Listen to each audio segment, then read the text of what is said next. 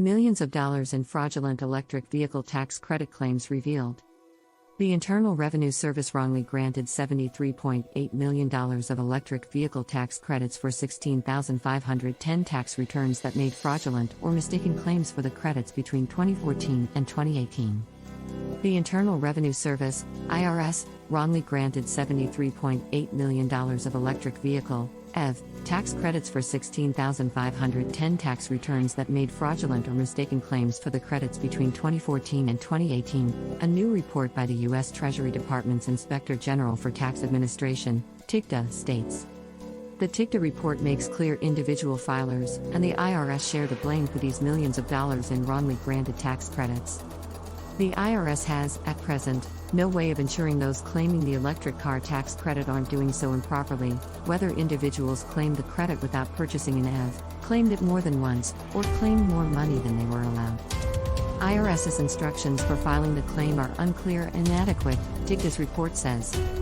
The Qualified Plug-in Electric Drive Motor Vehicle Credit, created in 2008 and amended in 2009, provides for a tax credit of $2,500, plus $417 for vehicles drawing propulsion from batteries with at least 5 kilowatt-hours of capacity, plus an additional $417 for each kilowatt-hour of battery capacity in excess of 5 kilowatt-hours. The maximum amount of the credit allowed for a fully electric vehicle is $7,500. Under the law, the EV tax credit declines and eventually is eliminated once a manufacturer has sold 200,000 qualifying vehicles for use in the United States. During the first 6 months of the phase-out, purchasers are entitled to half the credit, and this drops to 25% in the second 6 months, after which it lapses entirely.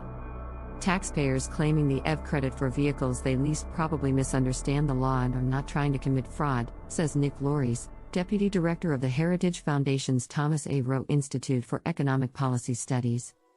I do believe it was more ignorance than fraud, said Loris.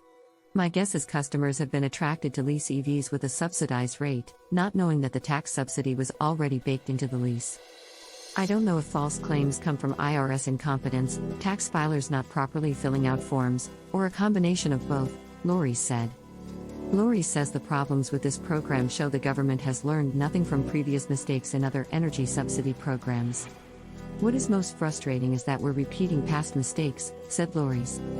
Customers erroneously took advantage of alternative fuel tax credits from Obama's stimulus plan. But following recommendations from a 2011 TIGTA report, the IRS did in fact require customers to list the vehicle year and VIN number on tax returns.